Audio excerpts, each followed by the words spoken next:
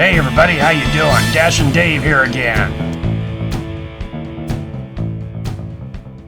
So you want to become a member of the Doordash delivery team. You've come to the right place. I'm going to tell you everything you need to know. Congratulations. Welcome to the show. Please check the video description. There you will find a timestamp directory in case you need to revisit one of the segments we talk about here today. Also in the video description you will find links to all the Doordash FAQ pages that I mentioned here, plus links to other articles and links to the equipment that I use as a Doordash dasher.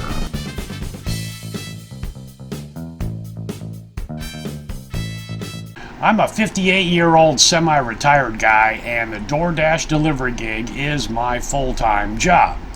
I started with Doordash in October of 2021, and man have I learned a lot since then. The single most important fact that I have learned that I wish to pass on to you is that in order to become an efficient and profitable Doordash dasher, you must learn your market, know your market, work your market. The key takeaway and what I am going to focus on is the fact that every market is different. In fact, every market is different each and every day and each and every hour. Much like myself, when I was looking into joining Doordash, you have probably seen that there are thousands of YouTube channel videos out there on Doordash. There are even more chat room forums dedicated to Doordash.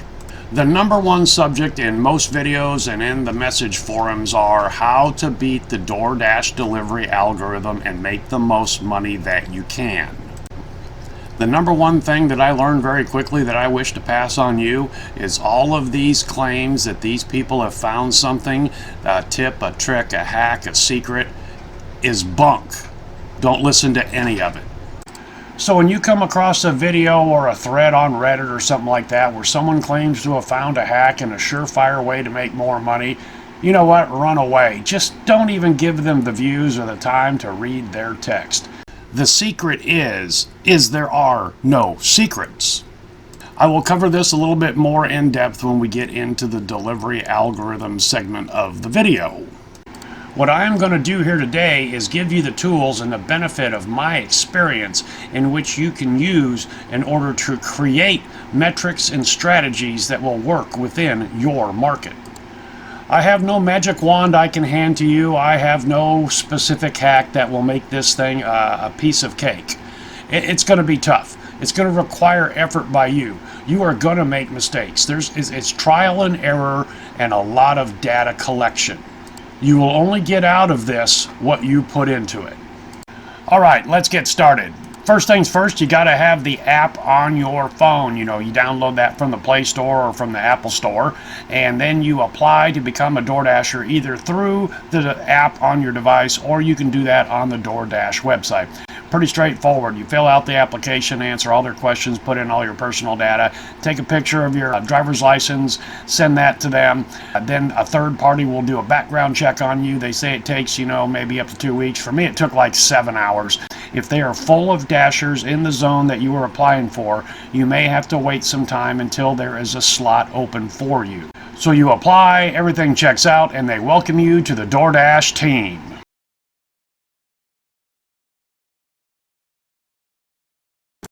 Doordash provides minimum state liability insurance for your vehicle. I know from my series of videos on the UPS personal vehicle driver series that I have up here on YouTube, a lot of confusion about this and a lot of ignorance. So let's go right to the Doordasher support page that covers insurance. I will leave a link to this page and other pertinent pages in the video description. Does Doordash have auto insurance? Doordash provides auto insurance for dashers, but this insurance applies only to accidents while using a motor vehicle on an active delivery, which is considered from an order acceptance heading to the merchant or from a merchant to the customer. This insurance applies only after the dasher goes through their own auto insurance policy first. Say that again with me. This insurance applies only after the dasher goes through their own auto insurance policy first. So let's continue reading. For the coverage to apply, the below conditions must be met. You are liable for damages or injuries to another party while on an active delivery, and your personal auto policy has denied your claim. What is an active delivery? You are considered on active delivery from the time you accept a delivery request until the time your customer receives their order or the order is canceled. If you are online but you didn't accept a delivery request, your personal insurance is your insurance policy. Note: damages sustained to your vehicle in an auto accident are your responsibility and should be addressed directly by your auto insurance carrier. Doordash requires all dashers to maintain an up-to-date auto insurance policy. If you fail to maintain your own insurance, Doordash's coverage may not apply. Alrighty, as they say, let's unpack this. First things first, let's be clear what is an active delivery. If you are partaking in a delivery in any form, you are in an active delivery situation.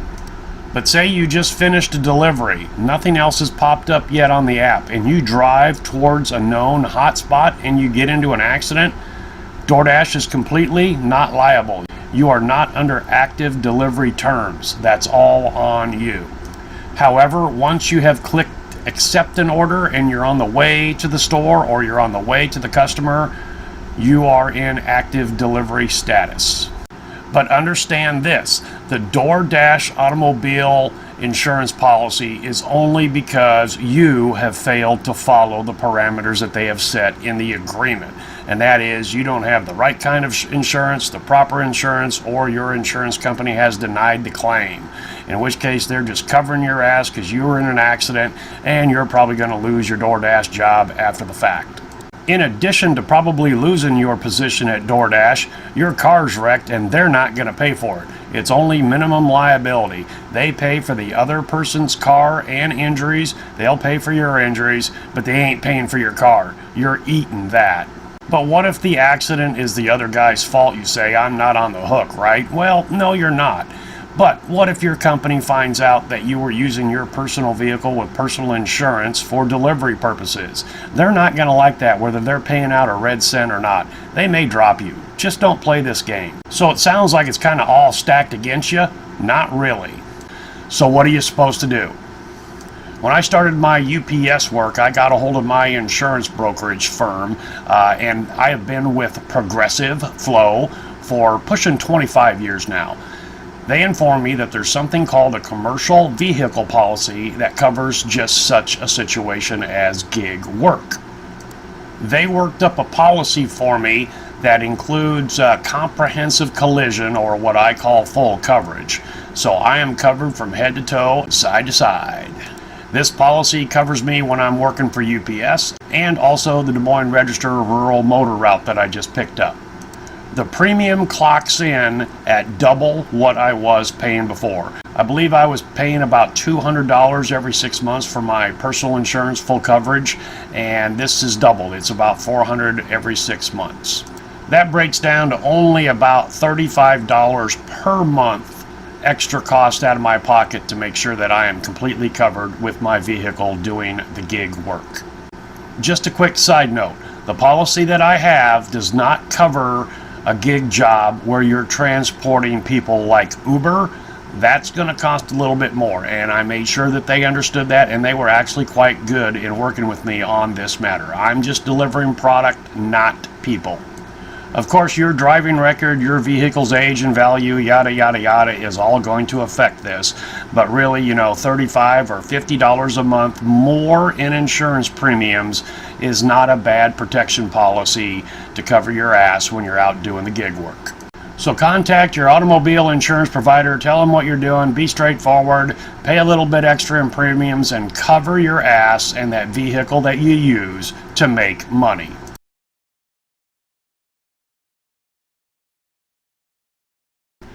All right, let's take a quick look at the Doordash delivery algorithm. Having a basic understanding of the delivery algorithm is the single most important factor in becoming an efficient and profitable dasher. DoorDash has the goal that the entire order delivery process take no more than 1 hour. That's from the initiation of the customer placing the order, the merchant store preparing the order, you, the DoorDasher, arriving at the merchant store, picking up the customer's order and delivering it to the customer. Your job of delivering it to the customer is known as last mile delivery in the delivery gig industry. This last mile delivery segment of the entire process is where most of the challenges arise for the food delivery gig industry. Prior and current delivery AI algorithm programs cannot handle this type of business model. For example, let's use UPS.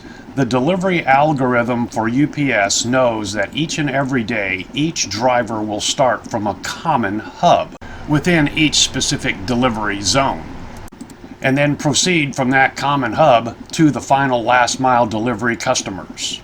The DoorDash delivery algorithm has drivers that are scattered throughout an entire zone and are all heading to different physical addresses in order to pick up their orders for the last delivery mile. UPS has the knowledge for literally days where a package is, where it's traveling in the country, and where it is going to be finally delivered. The entire DoorDash order preparation and delivery program takes place in under an hour, and in many cases in my market, 20 minutes. UPS has forehand knowledge for the most part of how many delivery drivers they are going to have for each and every day. With DoorDash, the number of drivers available changes every hour. You can see what kind of a logistics puzzle this is for DoorDash and other on-demand delivery gig services. In the video description, I have a couple of links to a couple of articles that I found in my research of the DoorDash delivery algorithm. They are very heavy on the technical side, but I gained some insight into the DoorDash delivery algorithm from reading these articles.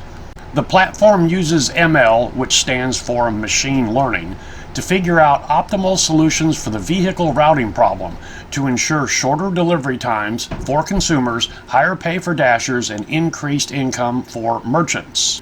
The ML model considers factors such as the food processing time, travel time, delivery location, and the driver's location to match drivers for delivery. It is this statement, particularly the last part of the statement, and the driver's location to match drivers for delivery, that causes all the confusion and all the concern.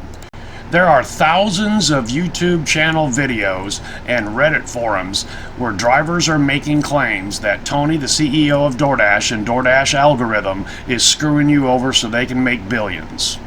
The algorithm is rigged, they say, and then they offer up proof. Let's look at some of these claims. I've been sitting at a particular restaurant for 20 minutes. I haven't gotten one order offer. Then another DoorDasher drives up, walks into the restaurant, and picks up an order. How come I didn't get that order? Then there are those that claim if you sit in your car in one spot for too long, you're not going to get any orders. Remember, they're tracking you on GPS, of course. Tony and DoorDash is going to screw you over if your car's not driving around in circles. Many DoorDashers claim that having a very high acceptance rating rewards you with better order offers. I had a conversation with one such individual that claimed that he'd even figured it out down to 5 percentage point increases in your acceptance rating exponentially gave you better offers.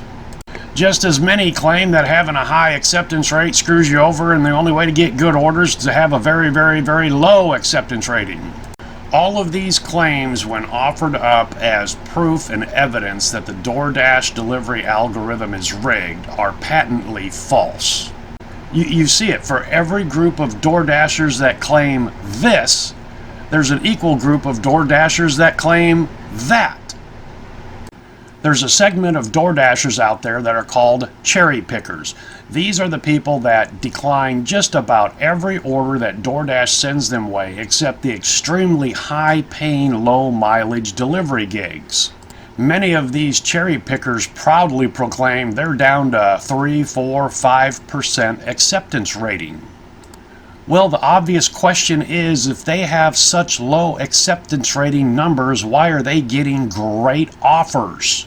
There is a segment of DoorDashers that work from home in their zones. They stay at home until an order comes up to them, and then they take it and go. So they're static. They're not driving around in circles. They're not driving around in zone. Why are they getting offers? When you see such competing theories cancel each other out, it's a safe bet that neither of them are absolutely 100% correct. Now, I'm not going to say that these experiences, as related, did not happen. They probably did, but they offer up no cause and effect that can be proven. So let's unpack this, as they say, and try to reach a logical and reasonable conclusion as to how the Doordash delivery algorithm actually works, and better yet, how you can make it work to your benefit. Number one is you are an independent contractor that is providing services for Doordash. As an independent contractor, you can work whenever you want. You can take any job you want, and you can refuse any and every job that comes your way. Whether it is rule or law or personal choice, it is in Doordash's best interest to have as level of a playing field as possible. A policy requiring the independent contractor to be within a very narrow range of acceptance of jobs would probably drive 90% of us away. The Doordash Top Dasher program does have a very narrow set of parameters that you must meet in order to join the program, but joining the program is completely voluntary. But given the fact that your job acceptance rating can have no bearing whatsoever in the number of offers that come your way or the quality of the offers that come your way, in short, makes the algorithm somewhat of a lottery system, contrary to the fact that they want to match the best driver to the job for that given occasion. The algorithm, while having a core goal, must spread the wealth around, if you will. This will cause situations to arise where it seems like the algorithm is acting in the exact opposite intent of the algorithm. And again, the logic behind this is, if the algorithm did not have this lottery system built in, then pretty soon they're going to be very short on Doordashers if there's a very, very specific set of parameters that must be met in order to get an order offer. And there are no hidden tricks, there are no hidden secrets within the Doordash algorithm in which a super sleuth can figure out and then broadcast to you. If the Doordash algorithm had such hidden features, and you and I found out about it, man, that's a class action lawsuit, man. Doordash puts out a policy and then has hidden aspects within that policy. Nah, that is not gonna fly, and they're not going to do that. That's why I implore you to just, ignore any and every claim that anybody can make that, hey, this is what I found and this is what you need to do and this is what you can't do.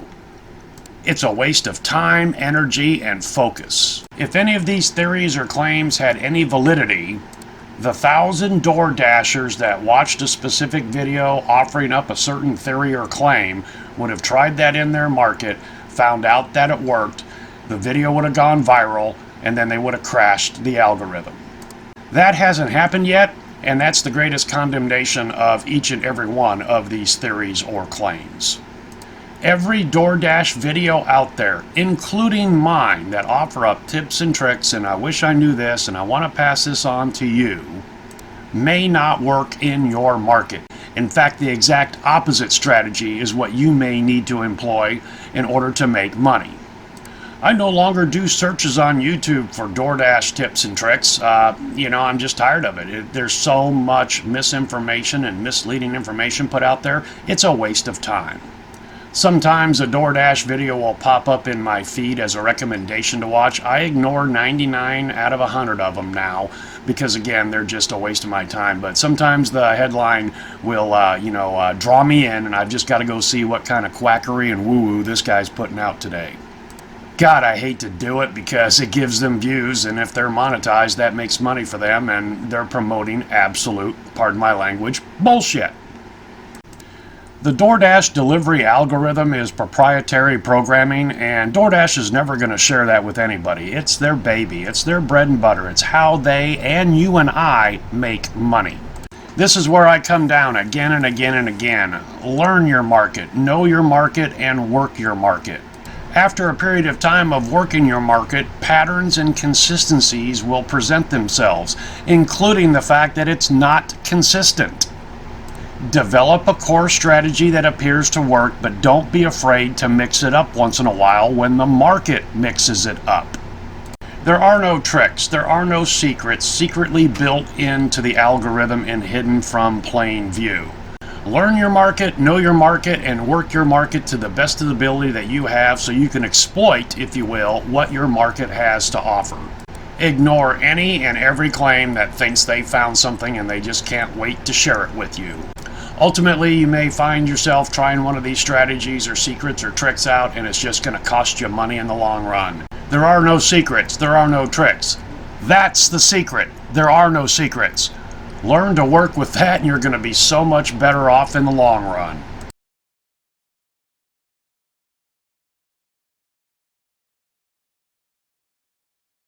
All right, next up, what do you expect to get out of working for Doordash? What are your goals? Are you going to do this sporadically for pocket money? Are you going to do it part-time, or are you going to make this your full-time gig? The core strategy that you develop will remain consistent across all three of these goals. However, there will be some strategic differences. As a brand new Dasher, you are enrolled automatically into what Doordash calls the Top Dasher program. You are in this program for 2 weeks as a brand new Doordasher. After that, you have to earn it. The benefits of being a Top Dasher are as follows. You can dash anytime. That means you don't have to go into the app and reserve time slots in order to go out and make deliveries. Down at the bottom of the page here, we see the header, More Deliveries. This is one of the most misunderstood parts of being a Top Dasher. Let's read it together. When things are slower, you will be prioritized for new orders. This means that if we have 2 nearby Dashers who can take an order, we will break the tie in your favor. I can't tell you how many comments and YouTube videos I've seen where people were criticizing this, that it didn't work, and they had the proof. The thing is they thought that because they were a Top Dasher, they were going to win the tiebreaker every single time.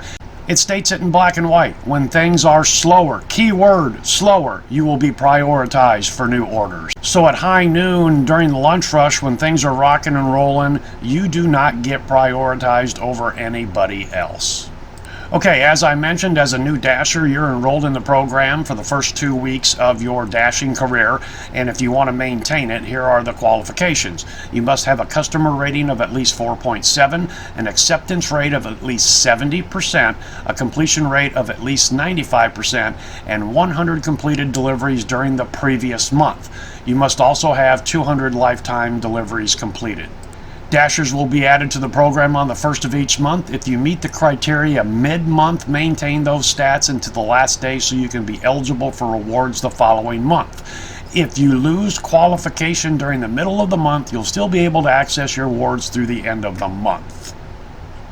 Now, if you're doing Doordash on a very sporadic basis, just for a little pocket money here and there, you're probably not going to be able to maintain this Top Dasher status requirement of a minimum of 100 deliveries per month.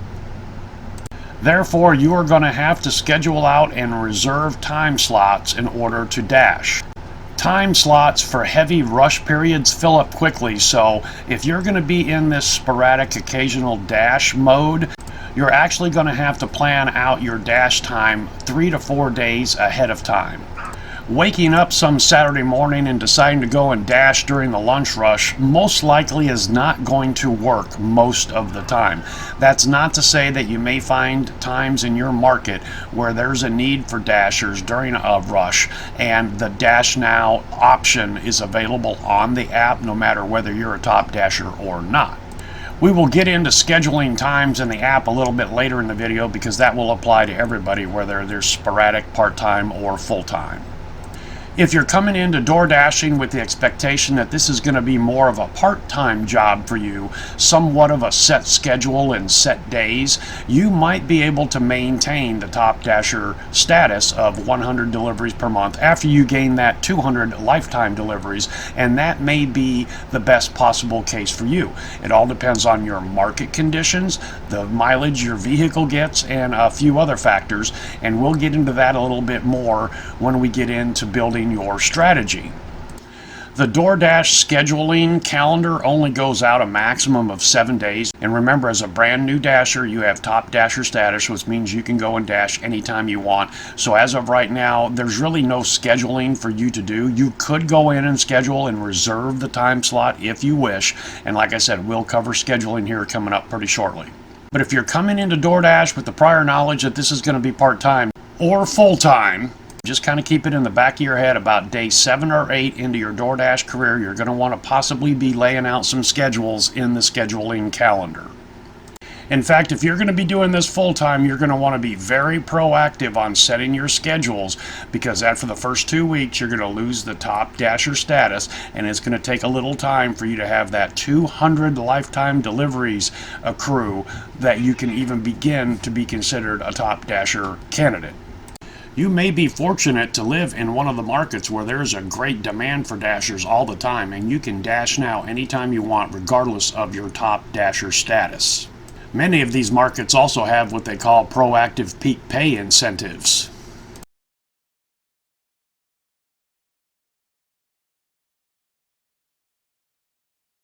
Alright, open up the Doordasher Dasher app, sign in, and let's take a look around. As you were applying for a Doordash dash job, you indicated what zip code was going to be your home base dasher zone. Here we see my home base zone, which is Ames, Iowa. You can see the little blue icon that indicates that I'm actually in Nevada. That's where I live. And then the zone extends all the way up to Story City, Iowa. Here we see the zones in the Des Moines metro area. There's actually 2 zones that border each other. You can see the word busy on the West Des Moines side of the zones. Customer demand is represented by shades of pink and red, and you can see in the West Des Moines market there, it even has the word busy attached to that zone.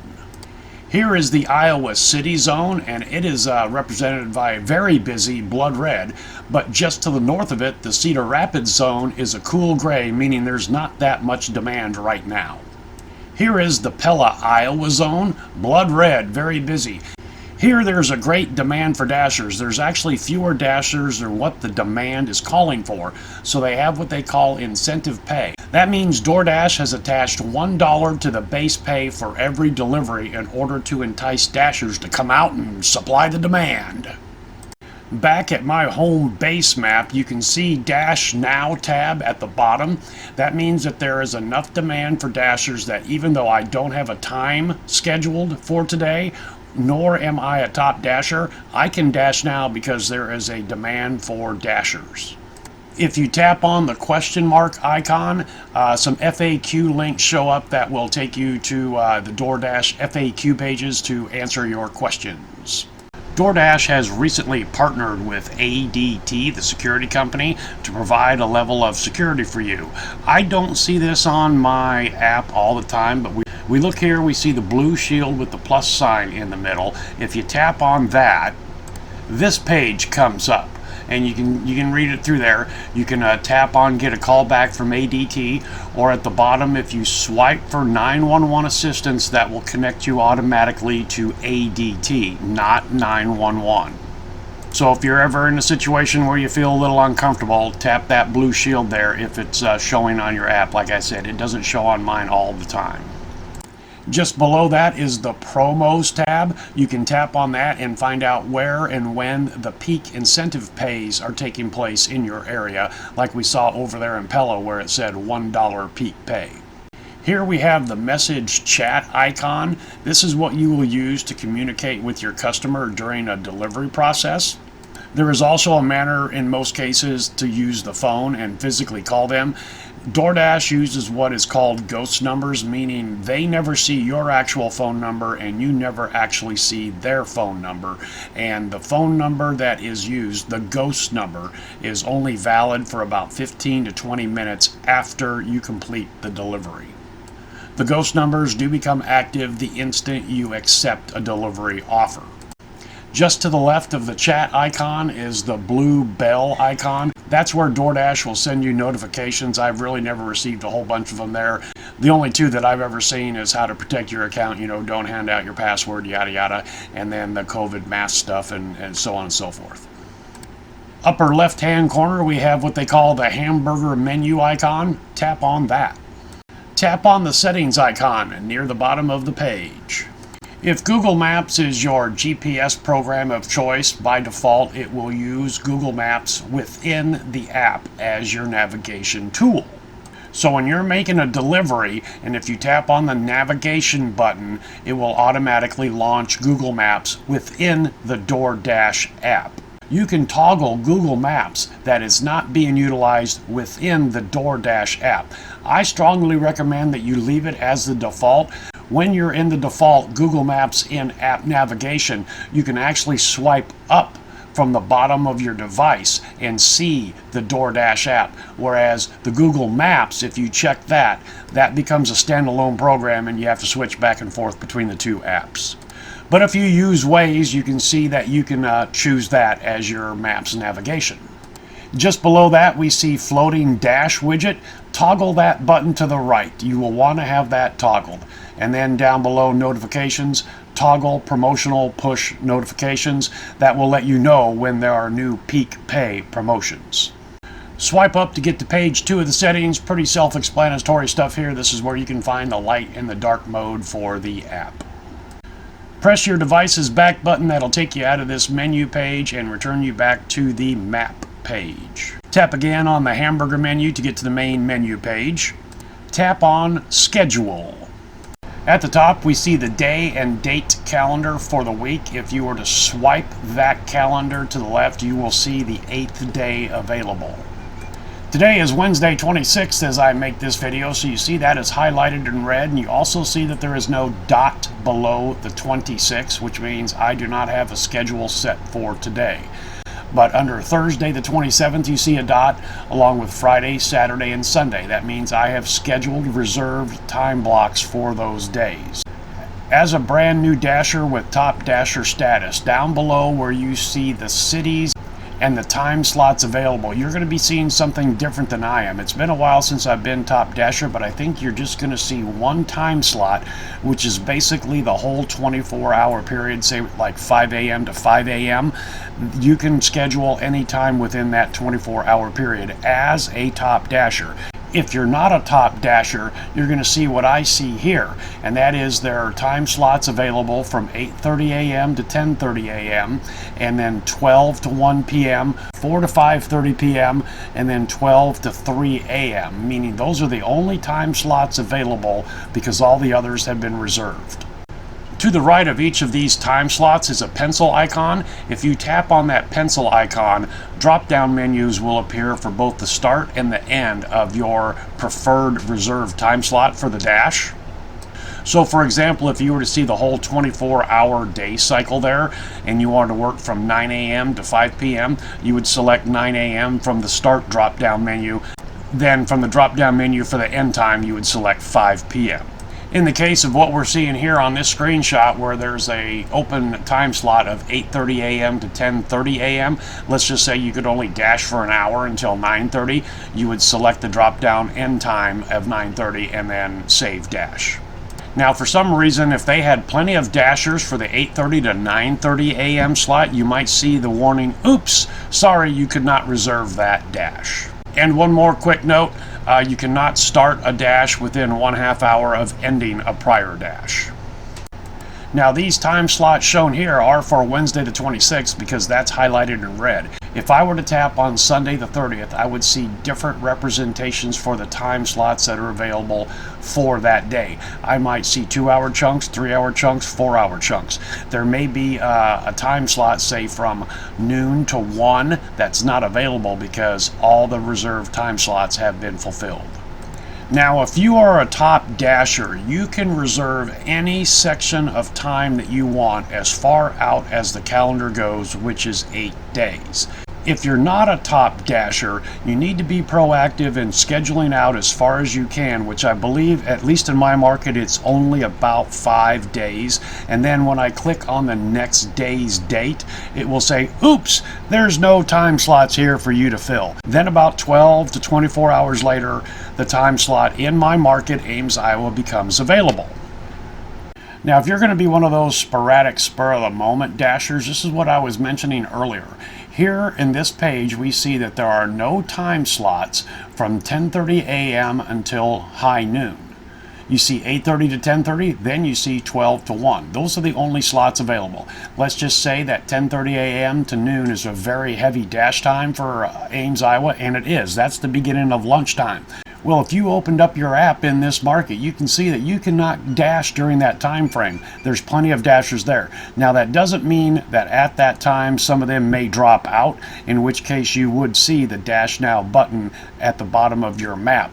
Even as a sporadic DoorDash dasher, you're going to want to look ahead 2 or 3 days and save some time slots if you think you want to dash in the next couple of days. In my market, we have a pretty heavy dasher presence. That's why you're seeing very few time slots available, and a lot of times I cannot dash now if I wanted to because there's plenty of dashers to supply the demand.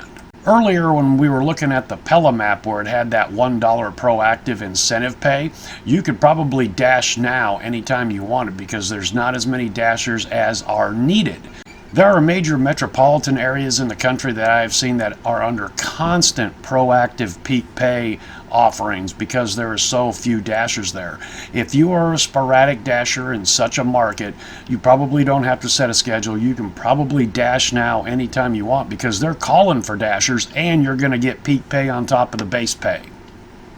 Alright, back at the scheduling page, underneath the calendar, we see the car icon, the GPS icon, and then what is called the graphic equalizer menu settings. When you applied to be a dasher, you indicated what the mode of transportation you were going to use, and in this case, it's car. Then we have starting point preferences. In my market, which is Iowa, every market in Iowa is shown, and you can see that there's a check mark box next to each individual city zone. I have unchecked these in the past because I didn't want them cluttering things up, but the next time I opened up the app, there they were. So I don't know if that actually works. And you know what? It doesn't take up that much room on the map or anything like that, so you can just leave that as it is. So we're back at the Des Moines Metro map, and if you live in an area where there are several zones that are bordering each other, and I've seen them where there's like 10 or 12 like out in the San Francisco area, each one of those zones, if you were to tap on the map on the zone, that would bring up the scheduling ability, and the Dash Now button would change to schedule for that zone. So let's just say you lived in Des Moines, which is on the right hand side of the map as we look at it, but you want to dash over in West Des Moines where we see it's very busy. You can set a schedule prior and reserve a time slot in the zone that is not the zone that is your default zone. Or in this case, since it's very busy, you may be able to travel to that zone and dash now depending on whether or not there are dashers needed. Another quick example, I live about 3 hours away from Iowa City, but if I knew I was going to be over there for the weekend and had some free time, I could schedule some dash times if they were available and do some door dashing over there. Navigate back to the main menu page. If you're on the map page, that's the hamburger menu icon. Click on the ratings tab. Alright, here's where you're going to find all the numbers and the stats on how good of a dasher you are. This is your report card.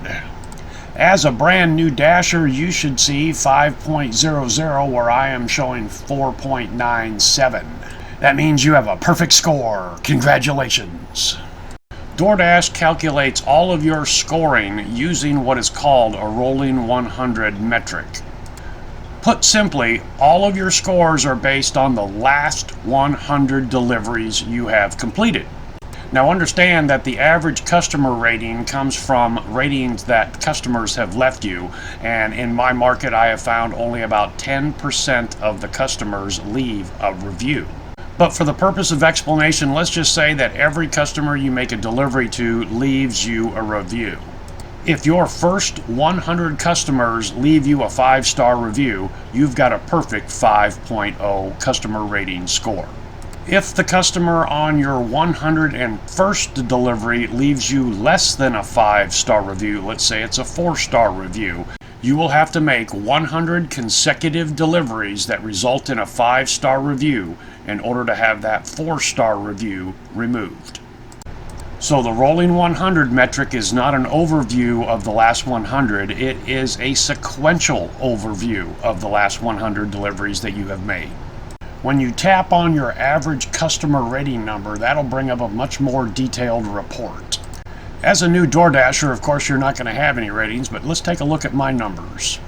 We see here that 98 customers have given me a 5-star review. 1 customer has given me a 4-star review, and 1 customer has given me a 3-star review.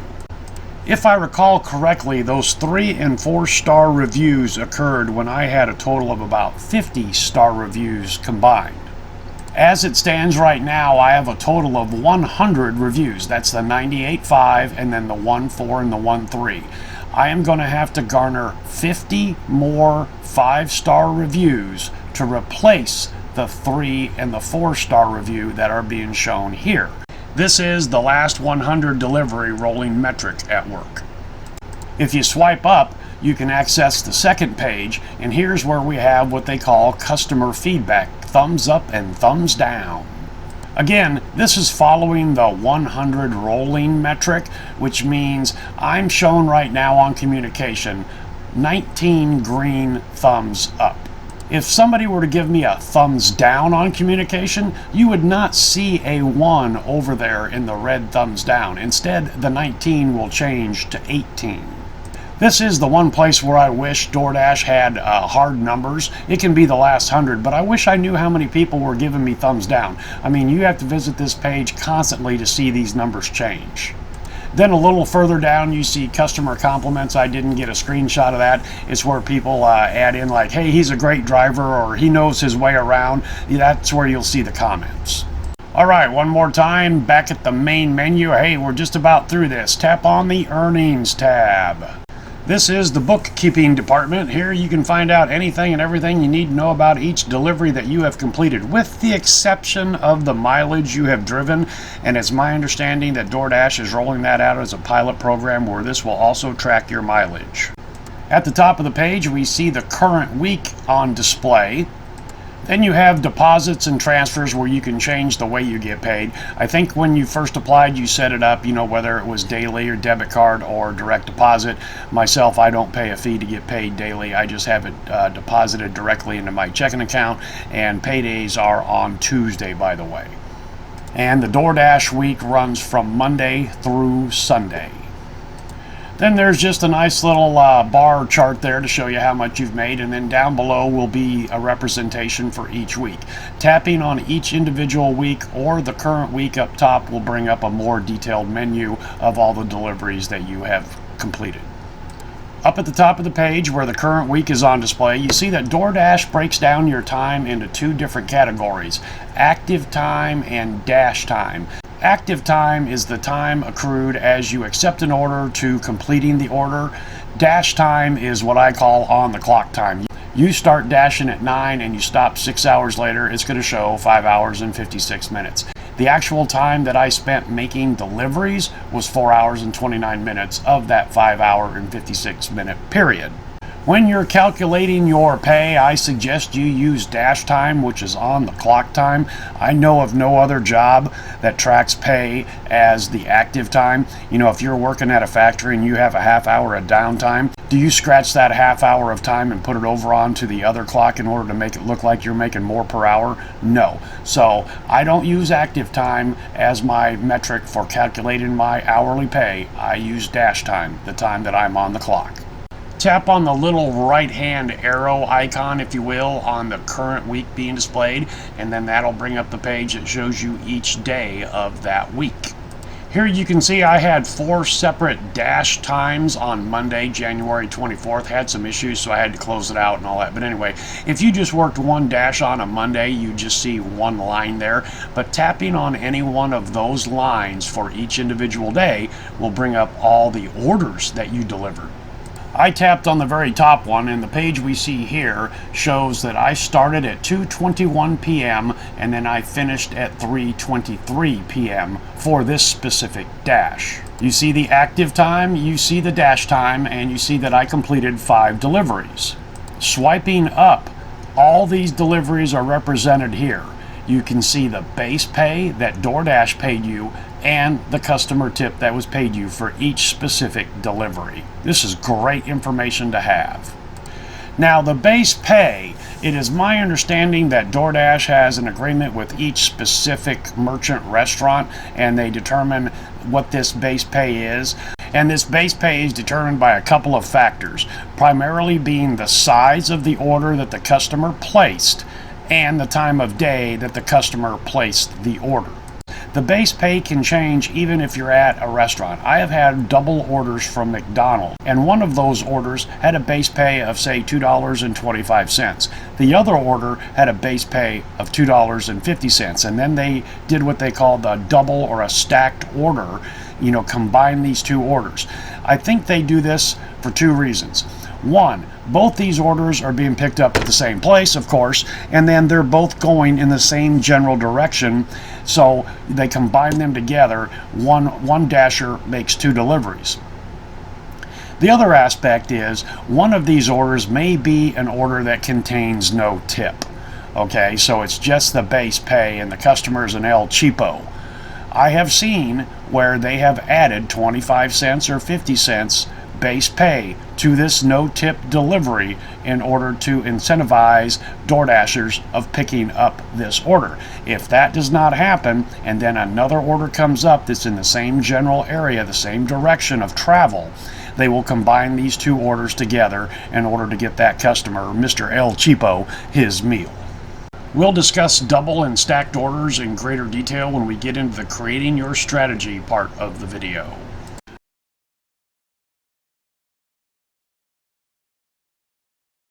We're almost there, almost ready to go out and make your first dash. After you make your first dash, something will pop up on the app. I can't remember exactly how it is, but after you've completed your first dash, you'll get a notice or an email that DoorDash is going to send you what they call an activation kit. When I first joined DoorDash, this activation kit was a mask, some hand sanitizer, a insulated hot bag as they call it, and your red card. The red card is a single-use credit card that DoorDash provides you for the shop and deliver jobs. When you have one of those shop and deliver jobs, you go in and you pick out the items, and then you go to checkout and you use this credit card in order to pay for the items. The credit card amount is roughly the amount of what they predict the items will cost, plus a little bit more to be on the safe side.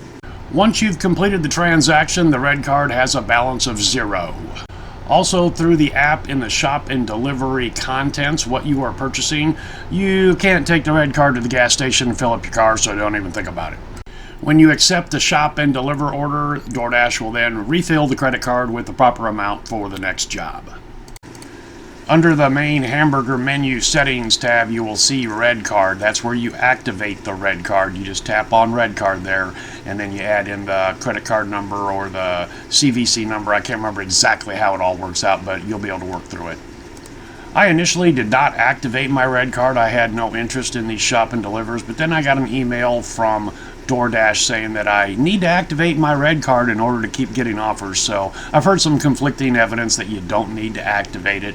I went ahead and activated mine. The email made it suggest like I wouldn't get any offers, but anyway. But go ahead and activate the red card just so you have it handy in case you want to do some of these shop and deliver jobs. If you happen to own an insulated grocery bag carrier, I suggest that you bring that with you until you purchase more equipment. And while DoorDash provides you with that hot bag, you're probably going to want to buy some equipment. The insulated hot bag that DoorDash will send you is the same size as a canvas grocery bag. Very flimsy and not very well insulated in my opinion. I rarely use mine. While the main purpose of any insulated bag, pizza carrier, or catering tote is to keep the food warm, using these to transport the food from the merchant to your car and from your car to the customer's front door, hands down, makes them worth purchasing. That way you're not juggling your car keys, your phone, a bag, and a set of drinks. DoorDash does have a store where they sell these items. That link is in the video description. But also you will find dozens, if not hundreds, of various pieces of equipment to keep food warm or drink carriers on Amazon. Hands down, my favorite carrier is this versatile little bag I found on Amazon. About the size of a standard lunch bag or 6-pack cooler, this little baby is fully customizable. I like it so much I bought a second one.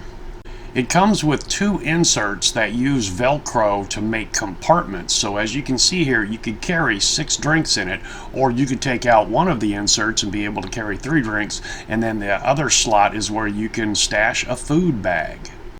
Or you can take both inserts out and carry 2 food bags side by side. It comes with a shoulder strap, but I've never used that, bouncing that on your hip. Not very good for the drinks. You want to get the blue version here. It has a handle on the lid. This carrier is very well made and sturdy. Like I said, I use it every day. When I get to a merchant store, I take a quick look at the order, and if there's no drinks, I will take in the bag that I have no inserts in. If I see that there are drinks involved, then I take the bag in that has one of the slots for the customizable drink holders, and then the front part is where I can stuff in the food bag. I also bought this catering tote off of Amazon, and 2 of those blue drink food bag carriers fit in that tote perfectly. Keep each other upright and stable. When I was invited to join the catering program, I had a promo code that took like 70% off the Doordash catering tote, which is going for about $40 right now. And that tote from Doordash is actually a little bit more sturdy than the one I bought on Amazon, so I recommend the Doordash tote. You can see here one of the blue carrier bag 3 drink inserts I have just sitting in a cardboard box that I prop up, with the catering tote. And that comes in real handy for some of these massive drinks, 32 or more ounces, that do not fit in the blue carrier bag. So I'll put those large drinks there for the ride to the customer. I do a fair amount of deliveries from a coffee latte store, and those cardboard carrier drink carriers that they will give you, one of those fit in one of those blue carriers that has the inserts removed just absolutely perfectly. The catering tote also comes in handy if you do shop and deliver orders. You can put all the grocery bags into that and then use the bag to carry the grocery bags to the customer's front door, especially if they're in an apartment complex. You might have to make 1 or 2 trips, but it comes in handy. Lastly, you might want to consider a pizza bag. In my market, I deliver a lot of pizzas from a regional gas station chain. Now, depending on your market, the pizzerias in your place may have their own delivery services. You're going to kind of have to feel that one out. But this one here that I bought on Amazon, this thing is stout and sturdy, keeps the pizza just piping hot. I don't have DoorDash's version, so I cannot vouch for that. But this pizza bag I got here off Amazon, man, I use that almost daily also. You can bounce around Amazon. There's just a ton of different kind of drink carriers out there. They're the kind that you might see that the guys at the ballparks have, that made out of a hard plastic by Rubbermaid, carry 6 drinks, kind of carry it like a toolbox. Like I said, I've done this a little while, and I'm going to tell you, when you're juggling all these items and punching in door codes to apartment complexes, yada yada, walking stairs, you're going to want to make this as easy as you can on yourself. Some merchant fast food restaurants do a fantastic job of packaging up their items for the customer for your delivery purposes. In my market, and I'm going to assume it's pretty much this way nationwide, McDonald's does a fantastic job. They pack everything into a grocery style bag with very nice twine handles, paper twine handles, and inside of that is a drink carrier that'll hold up to 2 drinks. So they will put that in the bag, put the drinks in there, then put in the bag containing the food items, seal it all up, and it's on the counter there for you. You grab and go, and then I just put that inside my catering tote and flip the lid over, to keep everything warm. I have heard some DoorDashers will run with a cooler in their car that maybe has some ice or cooler packs. Other than the blue carrier bag that I use to transport drinks, I really don't have too much concern about the drinks watering down and the ice melting in the 5 or 10 minutes that you're making the delivery from the merchant store to the customer. So I don't have a dedicated cooler for cold items. So take a look around the Doordash store. There's a link in the video description, and also links to all the equipment that I use and I bought off of Amazon. And then as you make more deliveries and learn your market, you'll figure out exactly what kind of equipment you need to have. All right, I've thrown a lot at you here in this last hour. Let's take a little break. Get up and stretch your legs.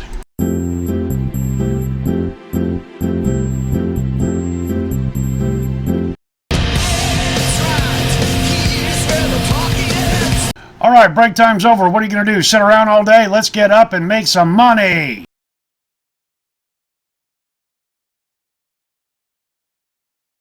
All right, it's time. Let's go out and make your first dash. I'm assuming you live in and know the area that you'll be dashing in. I suggest you drive to an area where there's a bunch of fast food restaurants kind of grouped together. Specifically, if in this area there is a McDonald's. As I mentioned before, they seem to do a very good job of packaging everything up in a nice paper grocery bag for you just to grab and go. I suggest that you plan to do your first couple of dashes during non-rush times, just before lunch or just after lunch or just before breakfast or just after breakfast, so you're not fighting the crowds and the traffic. All right, so you found some centralized location near some restaurants. Note your mileage, note your time, either on a piece of paper or on a phone, notepad or something like that. On the Doordash Dasher app, press Dash now. It's about to get real. The map will now change from standby mode, if you will, to active dash mode. Let's take a look around. Upper left-hand corner of the app, you see a left-hand arrow that'll take you back to the standby mode part of the app. We see they're looking for jobs, and then you'll see the red bar scrolling across the top of the app. On the right, we see a menu icon, and then a question mark and a circle. We'll show those in operation a little bit later.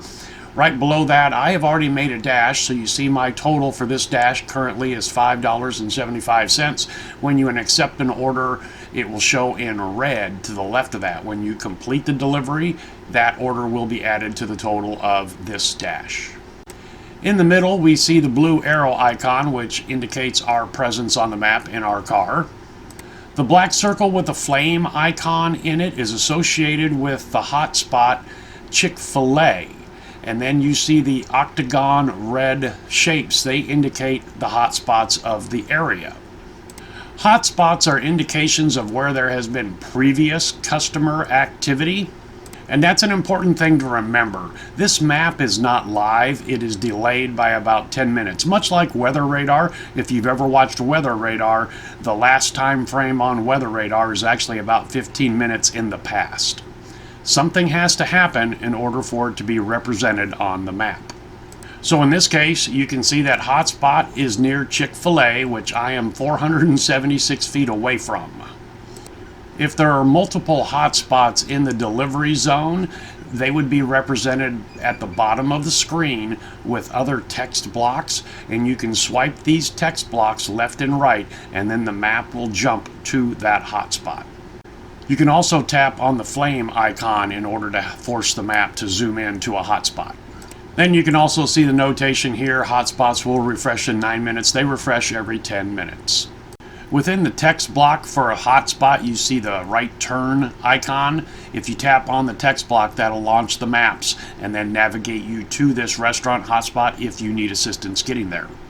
As with any maps navigation, you can pinch and zoom with your fingers to zoom in and zoom out on the map.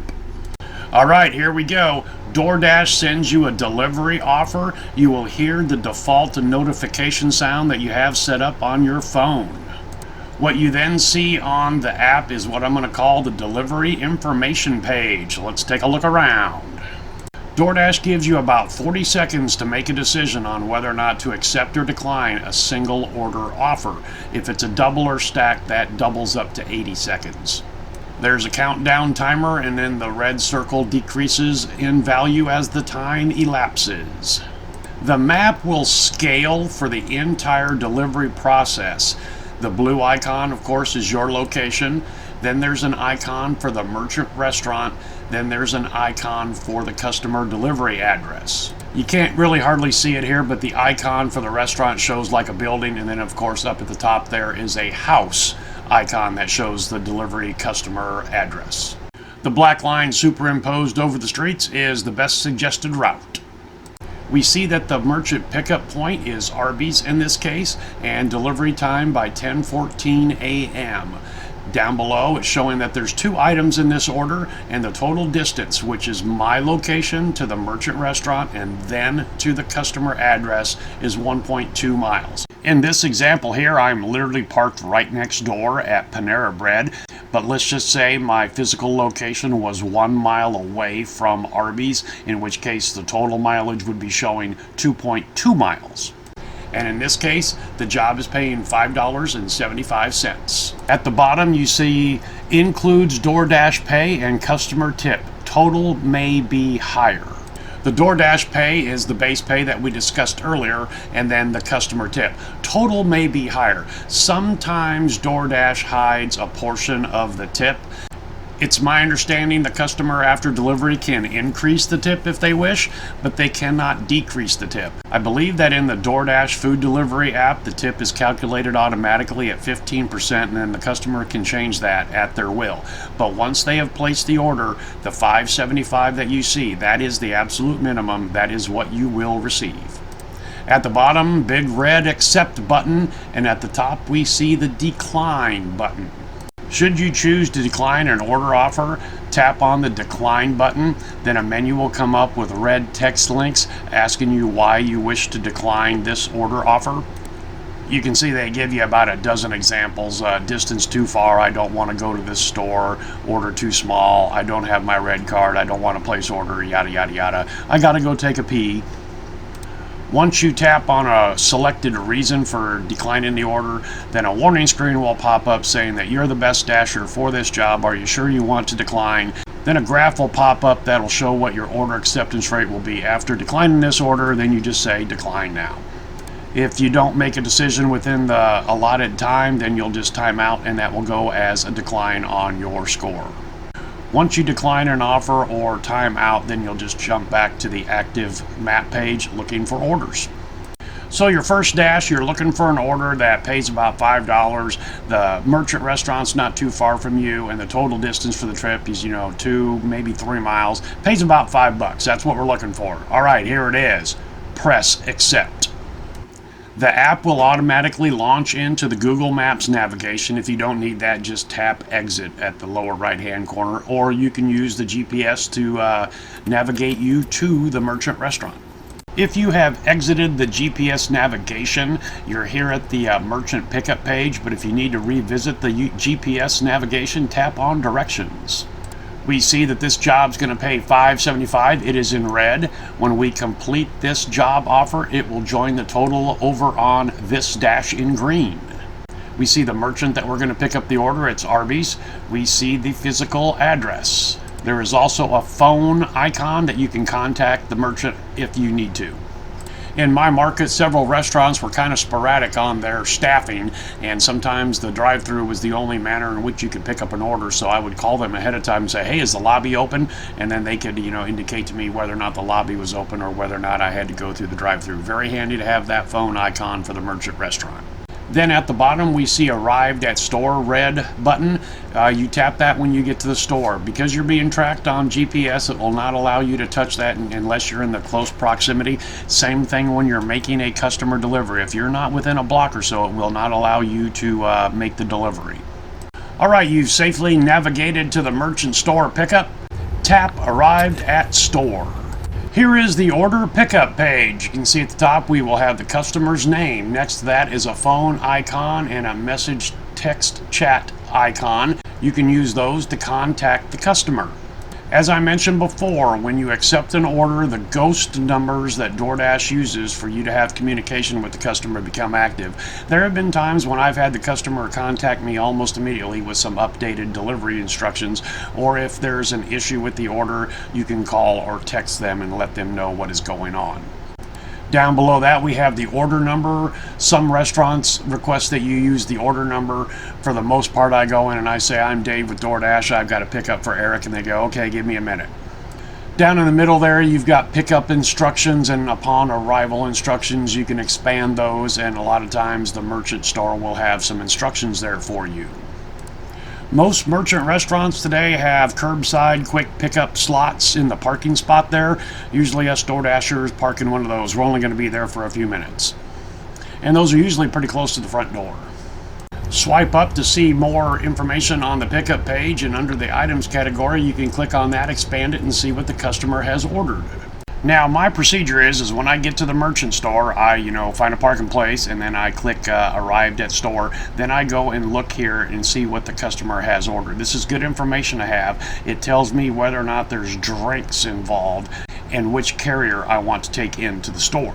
So here we see there's a cherry turnover and a half-pound roast beef sandwich, and he does have a fountain beverage.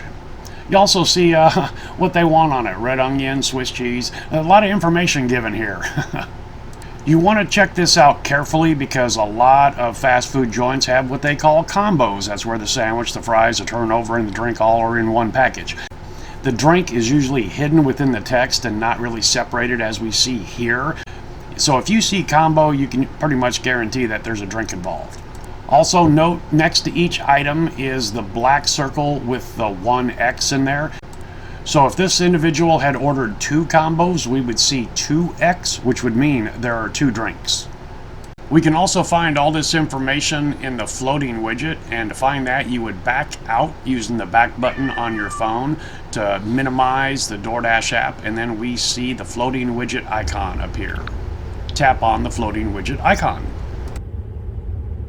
I have found the floating widget to be a very useful tool. You will not see the floating widget on your device screen until you have an order offer. The floating widget will then remain active through the entire delivery process and then disappear after you complete the delivery. The floating widget pretty much contains the information that you see on the app with some significant differences. First and foremost, the floating widget will contain the customer address. That you will not see on the app until you are at the merchant store and confirm that you've arrived at the store. Yes, you have the map that shows you the general area, and you can zoom on that map to see where the customer address is, but you don't know the number or whether it's an apartment. You know what I'm saying. The map can only zoom so far. And it takes precious seconds to pinch and zoom on the map. So here is what I will do many times.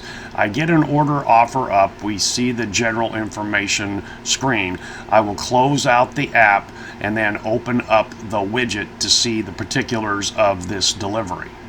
The most important piece of information is the customer address, as we see that I have blurred out here.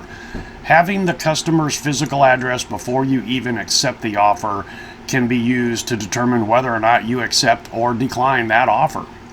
There have been several instances where there has been an order offer that was attractive enough for me to take, but I went to the widget, looked at the physical address, and went, nope, not going that way today.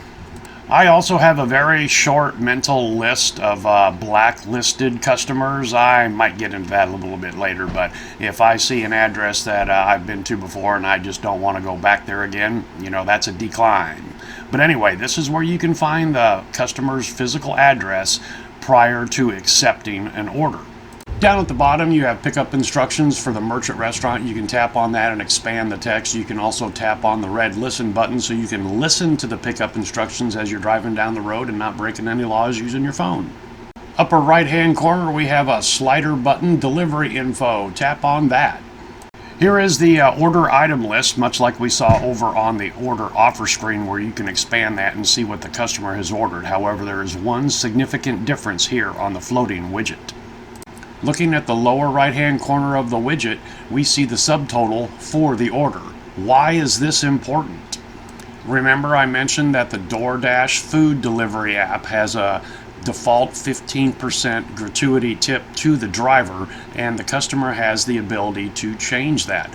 Now let's just say that this order here from Arby's was a $50 order. You can see that, like 10 sandwiches and 18 drinks. You know what I'm saying? It's a very expensive order, but you're only seeing like $5.75. That could indicate a hidden tip. You'd have to do the math real quick in your head. Remember, we've only got 40 seconds to make our decision whether we accept or decline this offer. Now, it's very important to understand that this subtotal here for this order is a function of the Doordash food app. If somebody were to place an order at a merchant website or through the merchant's app, and DoorDash is the delivery company, you, the independent contractor, that information may not be here. You may not see the item list, and you will not see the subtotal. So having this information on the floating widget is kind of hit or miss. The floating widget is only informational. There is no way here on the floating widget to accept or decline an offer. You have to do that on the main app. What I'm about to tell you next, you may find to be different in your market. At one point in time, I thought if I was, say, watching a YouTube video and an order offer came up on the DoorDasher app, I thought that the floating widget appeared over the website that I was on, or, on my home screen, the phone.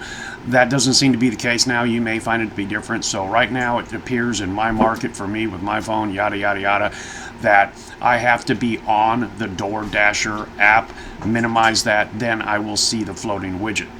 Upper left-hand corner, tap on the Open in App red text, and that'll take you right back to the main app. Alrighty, so you're at the merchant store pickup point. You've announced yourself and told them whose order you're there to pick up. They either have it ready for you and you grab it and you go, or they're going to finish preparing it for you. Here we are on the pickup page. Swipe up to the very bottom of this page. Here we see, waiting for your order. Tell us what's happening to help speed pickups. Tap on the underlying text there. Generally, you only use this for extremely long wait times or something that's happening. You've got a timer, you've got a pickup time and a delivery time. If I've not been able to pick up the order 1 to 2 or 3 minutes past the scheduled pickup time, I go to this menu, select the appropriate reason, and then submit it. This is for DoorDash's use. They want to have this information.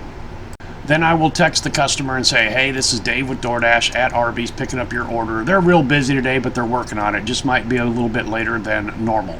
Quite often the customer texts me right back and says, hey, no problem, thanks for keeping me updated. Okay, we're back at the main pickup page. Tap on the menu icon in the upper right-hand corner. This page here lists all the steps in the order that you are currently on, including pickup and delivery times. Tap on the information circle icon next to the pickup point. Here you see the merchant store address, and then ready around 10:08 a.m. Once again, we see the customer name and then the telephone and the message icon. DoorDash just gives you tons of information everywhere in order to facilitate you doing your job as quickly and efficiently as possible. It's a very good app. It's a little clunky, but they give you as much information as they can. At the bottom, we see a back button that takes you back to the previous page, and then return to task, which would take you right back to the order pickup page, since that is where we are in the steps of the pickup and delivery process. Tap on the back button to return to the delivery steps page. If you were to tap on the informational icon next to the customer's name, that will show you their physical address and all the text instructions as to how to complete the delivery, which we'll get into here real quickly. And of course you see deliver by 10:14 a.m. That's your delivery target time. Now the order pickup time and the delivery time targets are not absolutely 100% set in stone. DoorDash gives you about a 5-minute leeway on those. And I have found that if you're within that 5-minute time from the pickup, the delivery time is adjusted to meet that. So don't be too concerned about seeing a 10:14 delivery time and you're leaving it at 10:10 and you go, oh my God, I only got 4 minutes to get there. It is adjusted slightly, and generally the times are pretty good given traffic and the route and the distance and everything. And I've had very few late deliveries. And then below that we have our dash options. Stop orders after this delivery. Toggle that switch if you want to have no more orders sent to you. I believe read instructions on arrival is by default, and if you didn't want to hear them every time that you picked up an order, you'd have to come in here and deselect that button. When I've arrived at a customer and tapped I've arrived at the customer as I'm getting out of Speedwagon and getting the food and all that, I kind of like to hear that being read out to me so I don't have to read the text myself. Every second counts. And some customers have very specific delivery instructions, like, come to the back door, or, it's the green door on the east side, yada, yada, yada. It's the text-to-speech program on your phone that reads the text that they have typed out, the customer has typed out for your delivery instructions. And it only happened once, but she put a wink and a smiley face icon in there, emoticons, and the text message actually read out the delivery instructions and then said, wink, smiley face. Then below that we have the extend dash. You can see that I'm scheduled to stop at 5. Tap on extend dash and then select the time from the drop down menu. If that slot is open, then DoorDash will allow you to extend your dash. It'll let you know whether or not you can do that or not. If you chose stop orders after this delivery, you're ready to finish up the day, whether the time has expired for your time slot or not. Then once you complete the delivery, your dash will end.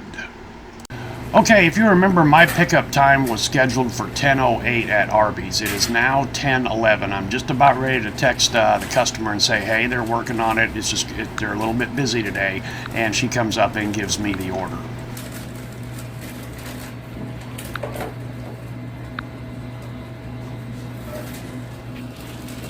Okay, you're all set. All right. Thank you. Have a nice day. Yep, thank you.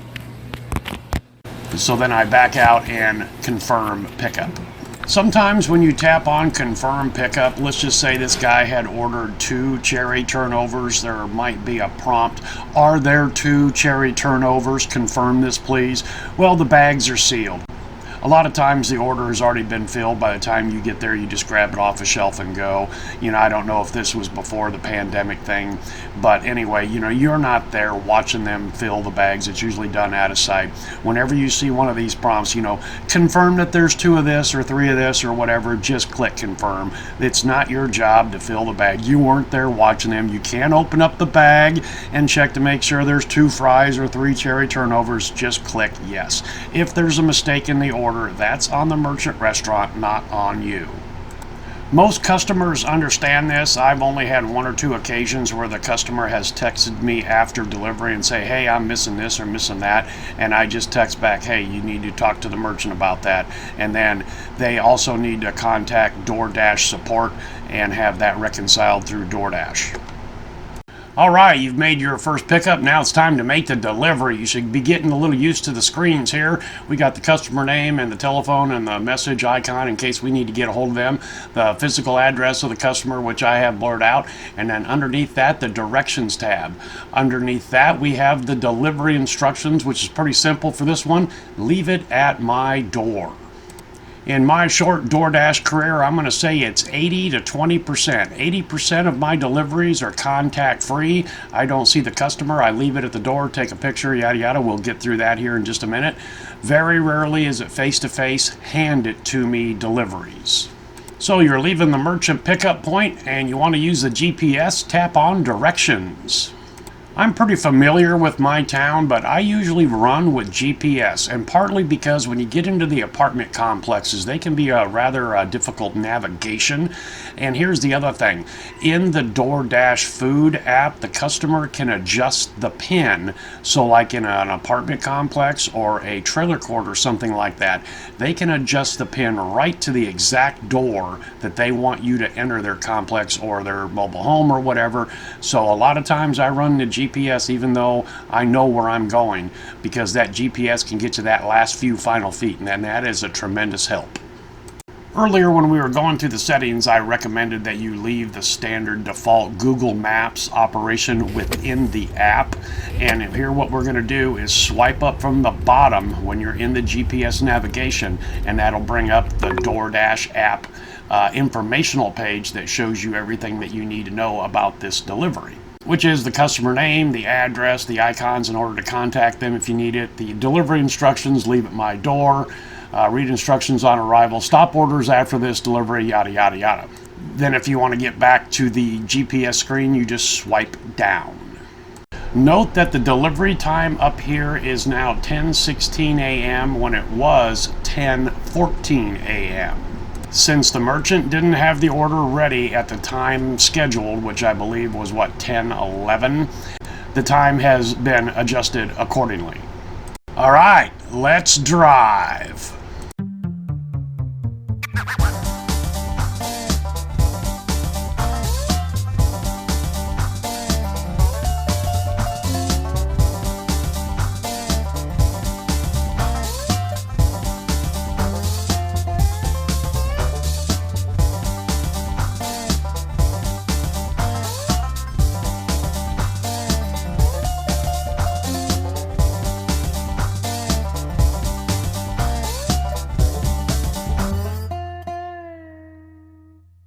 Hot damn, you've made it to the customer's address. It's time to make your first DoorDash delivery. So our delivery instructions for this order is to simply leave it at their door. Walk up to their door, place the order to the side of the door. Don't place the order in front of the door, especially if the door swings outward. They're going to knock their drink over trying to get to their order. Now, if it's an apartment complex and the door swings inward, then you can put it right in front of the door. Now, when you have a no contact delivery, you are to take a picture of the order at the place where you placed it, in front of the customer's door. As I mentioned earlier, there are two ways that we get deliveries. One is through the DoorDash food delivery app, and the others are through the merchant websites or the merchant's apps. Each of these scenarios has slightly different drop-off procedures. The most involved one is when someone orders food through the Doordash app and then they want the contact-free delivery. The instructions are to call the customer to arrange a drop-off point. Then once you've called the customer, you tap on a button that says, "I've received instructions." Then you take a photo, then you click delivery, confirm, yada, yada, yada. And then you usually at the very bottom of these delivery instructions are, "Leave it at my door." I don't think the customers necessarily all the time realize the involvement with this delivery procedure. I rarely call the customer for delivery instructions if the last instruction the customer has given me is "leave it at my door." I just click the "I have received instructions" button, then take the picture. Now, in this case here, the picture that you take can only be done through the DoorDash app. When you click on the button, it says "Take photo." Then there is a text field where you are required to leave in a text message, which usually is "left at door." That's usually what I put in there. However, if you're in a delivery scenario as what we're seeing here, all I have to do is take a picture and then confirm the delivery of the order. I choose to use a camera app that superimposes a sticker, you're seeing it right now, over the photo. Then when I take the photo in the DoorDash delivery app, I select from gallery, not camera, because I've already taken the picture with the app. Or if you don't want to use the sticker, I recommend that you take a picture with your camera app, and then that picture is in your gallery. Then you select take picture from gallery, navigate to the gallery, select that picture. That will be inserted in the DoorDash app, that is then texted to the customer so they can see where you've left the order. The reason I suggest you use this manner is if you're walking back to your vehicle and the app freezes or something happens, it times out, due to a bad internet signal or whatever, you've already got the picture in your possession in your gallery. You can sit in your car and jump through the hoops one more time to complete the delivery without having to get out, walk back, and take another picture. So don't take the picture within the DoorDash app unless you're required to, on that one scenario where you're supposed to call the customer. But otherwise, if you just have to take a picture, take it with your camera, navigate to the gallery, and then insert the picture into the app. That's all automatic. You'll see how that works here right now.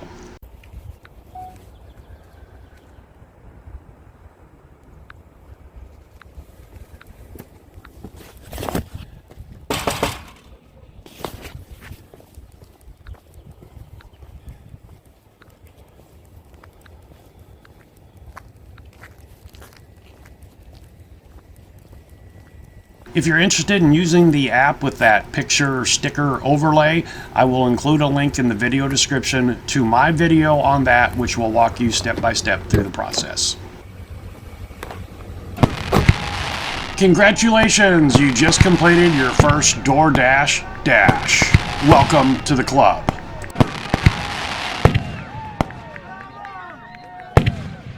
I want to take a quick minute here and go over the question mark icon in the upper right hand corner. Tapping on that during different phases of the delivery process results in different links that you can click during the delivery process. Tap on the question mark icon in the upper right hand corner. At this point in the delivery process, the active links are shown in red, and you can tap on them in order to get your issue reconciled through DoorDash. You can see that under the dropping off category, those links are in gray because we are not at the point of delivery. I've had 2 or 3 situations where I needed to contact Doordash support. 2 of them I did through the telephone number, the support line. Those both were reconciled very quickly. One time I clicked on issue with customer address. I had the apartment complex address but no apartment number. When I tried to contact the customer through the phone or the text, the phone number had been disconnected. So when I tapped on the link here, issue with customer address, a chat session opened up and chatted with a support technician from Doordash. And whether I called or did the chat session here, both of the situations were reconciled in 10 or 15 minutes, which is actually pretty darn quick when you think about it. I prefer to talk on the phone with the support number versus the text chat myself. Remember that anytime in the order, offer, or delivery process, we can tap on the menu icon in the upper right-hand corner to show us the steps in the delivery process. When you have a stacked or double order, you have the ability to change the order process steps if you wish to. But let's give you a real quick highlight what a stacked and a double order is. A stacked order is when you accept an order offer and you're on the way to the merchant store to pick up that order, or you're at the merchant store, or anytime during the pickup time for that first order before delivery to that customer. Doordash may send you another order offer that is either A, at the same store that you're already at, or at another merchant restaurant store not too far away and along the path of delivery to the first customer. A double order offer comes across as a single offer, but it's 2 pickups at 2 different restaurants or the same restaurant and going to 2 different customers. It comes across the screen as 1 order offer. If you accept that, that's 2 accepts. If you decline that, that is 2 declines. Here we see the delivery steps process for such an order. I pick up at 1 restaurant and then I deliver to 2 separate different customers. But let's just say that I have to go to 2 different restaurants and then deliver to 2 different customers, whether that's a double order offered up right away, or if it was a stacked order that I accepted the initial offer and then Doordash wanted to attach another one and then I accepted that order also. Let's also assume that I have yet to arrive at the first order pickup restaurant. Okay, then I get this second order attached to the delivery process that I have accepted.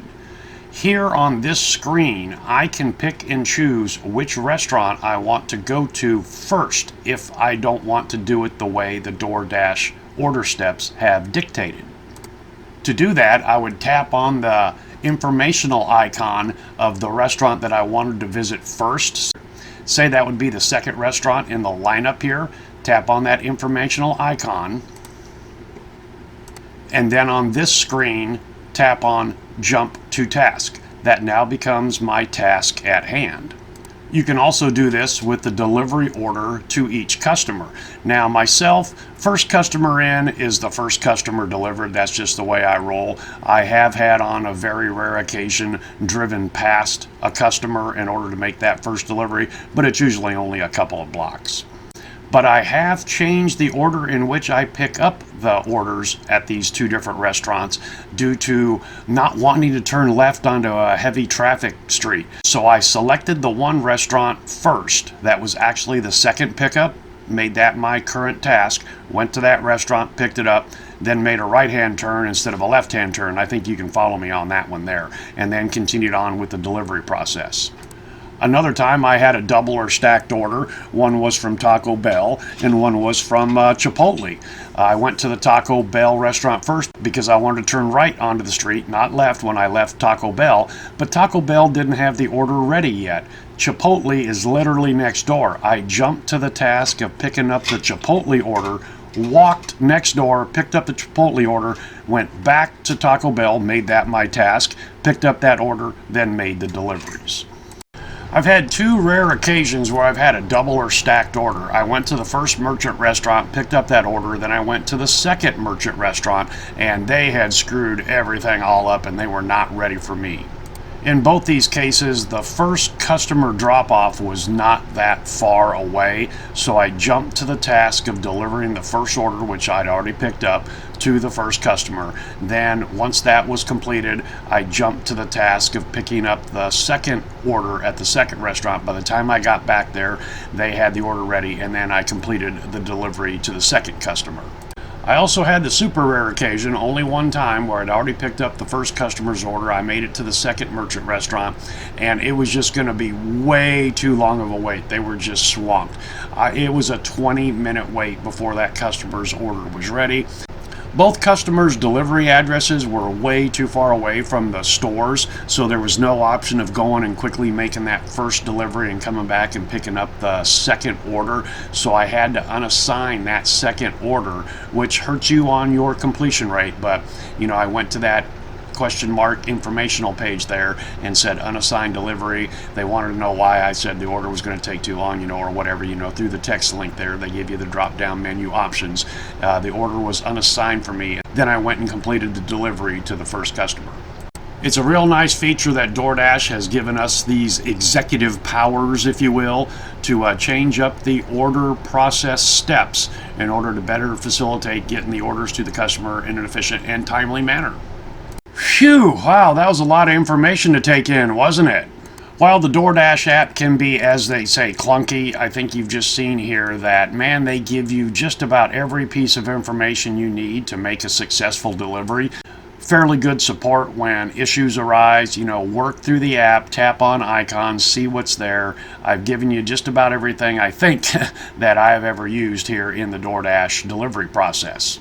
As I said, the Dasher app can be kind of clunky at times. I have had many situations where the app has kind of frozen or gotten into a little hiccup, a little bubble there, where it wouldn't load the next page or something would happen. It would just literally freeze. My suggestion to fix that is close the app out. Don't sign out, but close the app out completely. Just don't back button it. Use your mechanism on your phone. In my case, I tap on the home button. It says close all apps, and then reopen the Dasher app, and 9 times out of 10 that takes care of the problem. The number one issue that I have found out in my market, it's a college town, and that is when there is a weak or no internet signal, specifically when I'm deep within the caverns of an apartment complex or on an elevator. Think about all the steel and the concrete and everything. That's where I like to take the picture with that camera app. Is I can take the picture, it's in my possession. If I start to lose the signal, I'm on an elevator or on concrete stairwell, when I get back outside and the signal is a little bit better, then I can finish the delivery process where the buffering circle was just going round and round and round inside that apartment complex where I had a weak internet signal. Plus, in my market, a college town, there's 50,000 kids sucking up internet data. You're going to have weak signals every once in a while. Alright, this video's gotten a lot longer than I anticipated, walking you through all these steps, and now we're going to head into your strategy. How do you make money on Doordash? This one here, I've been looking forward to explaining to you. Alright, here we go.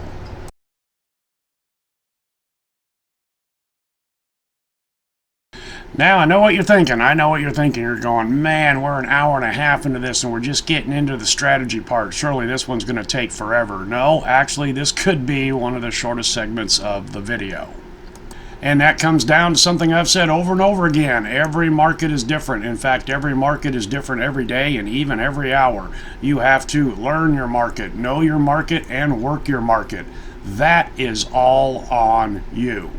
Now, I will be able to give you some core parameters that I think you should follow, but again, I know my market. That's it. I've only worked in one market, and it's a college town, and more specifically, we have a very heavy Dasher presence in this town. Very rarely do we see peak pay.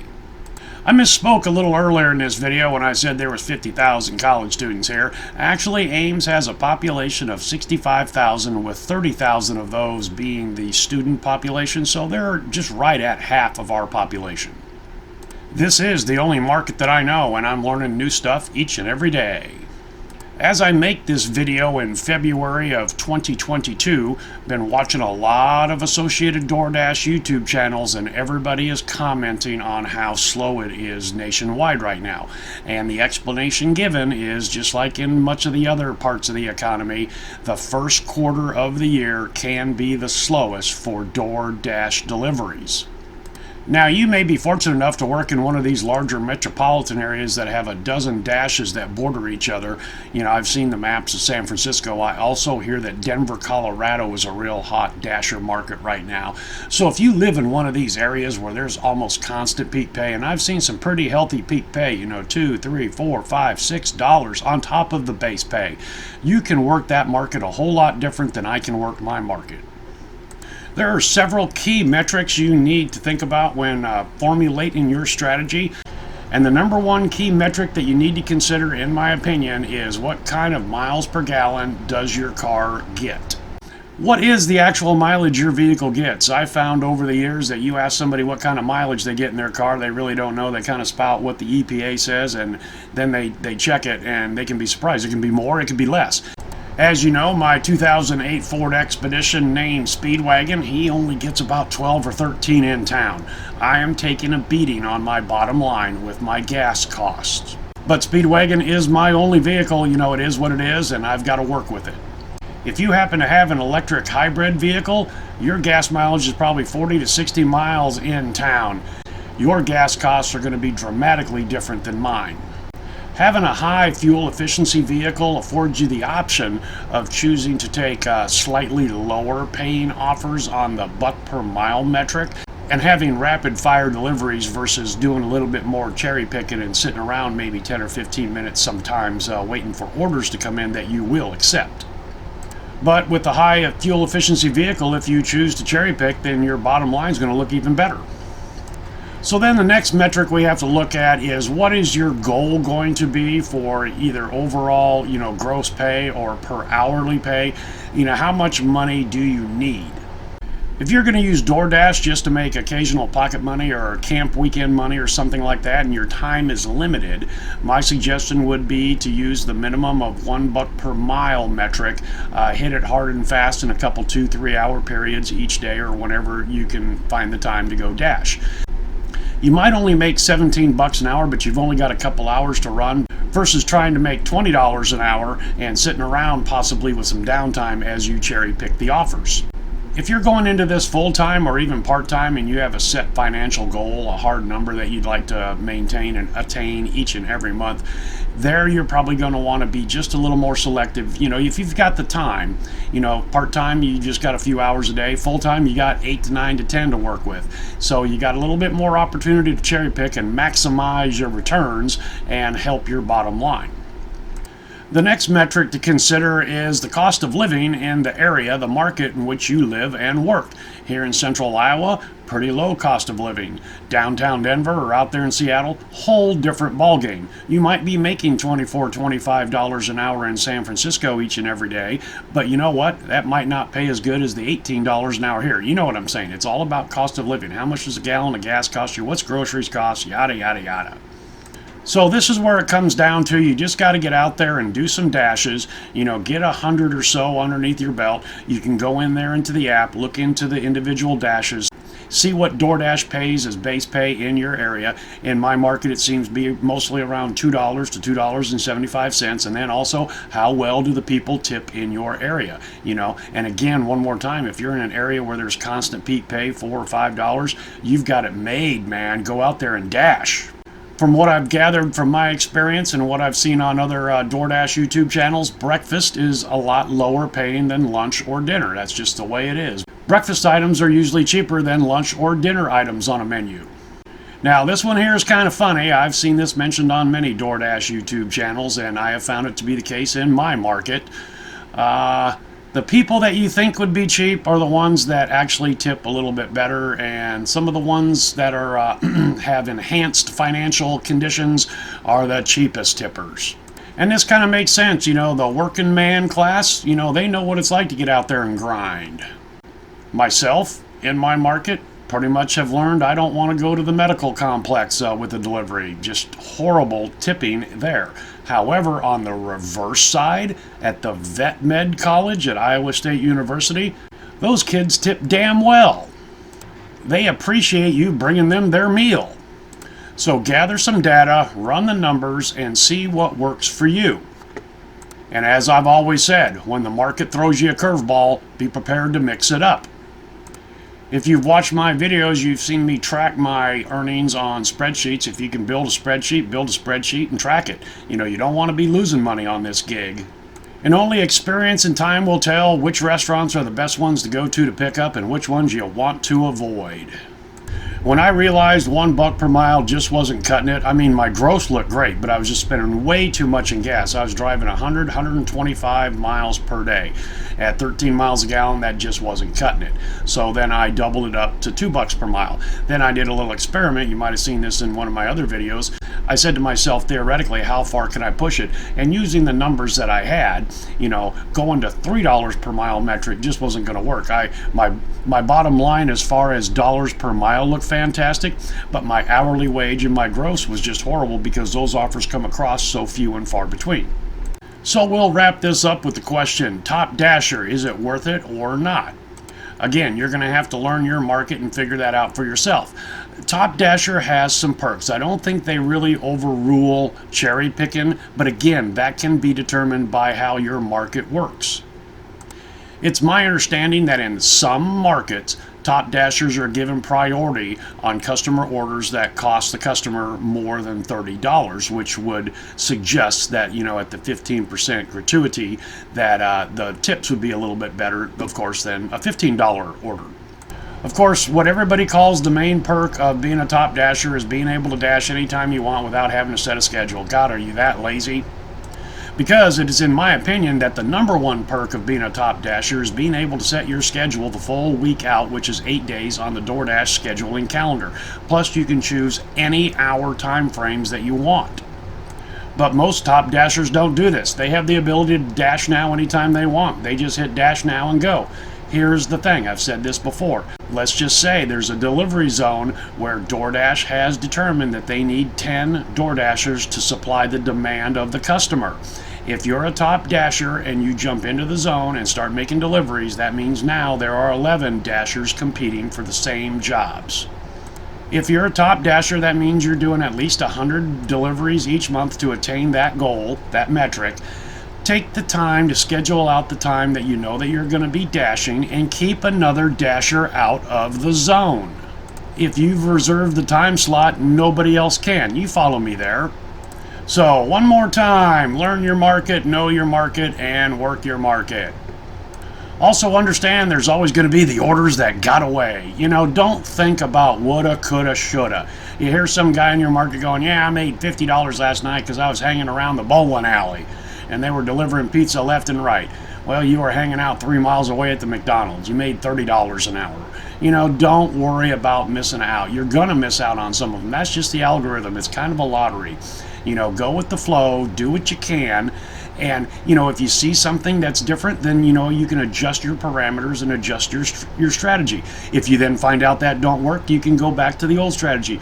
Learn your market, know your market, work your market, and just be happy with what you're bringing in. Because remember, you're your own boss. Nobody's leaning over your shoulder, crying and pointing and screaming. And I tell you, being your own boss is a non-financial benefit that most people grossly overlook. I spent 16 years in a factory production facility. Same shit every day. OE. I've said it before, I'll say it again right here. God, I love this job. And it really doesn't feel like a job to me. Like I've said before, compared to lawn mowing or working in a factory, I get done in an 8-hour period here doing DoorDash deliveries. I'm as fresh as a daisy. It's just, there's no effort, no sweat equity, if you will. I mean, it's easy what you're doing. You're driving around and delivering people food. And a lot of people, all they do is scream and bitch and moan about how Tony is screwing them over. Well, if you feel that way, McDonald's is hiring. I love this gig because it's a puzzle. It's a game to me. Now, I'm taking it seriously, of course, because this is how I'm making money now. But again, due to the delivery algorithm, it's a game, it's a puzzle. You've got to figure it out. I like that. Different strategies, getting curveballs thrown at me. It's different every day, it's different every hour. You've got to be quick and nimble in your mind and on your feet. To me, that's fun as hell. And I'm getting paid for it. Oh my. Well, it's about time to wrap up this rather lengthy tutorial. But if you're brand new to the delivery gig economy, and specifically DoorDash, hopefully this video has answered some of your questions. I've done all I can here. Now it's up to you to go out there and make it work for yourself. And again, I just cannot say this enough. You're going to have to gather some data, learn your market, know your market, and work your market. Alright guys and gals, that's all I've got for you today. Hopefully you can take something from this video and put it to use for yourself. Thanks for coming along for the ride, and hope to see you next time.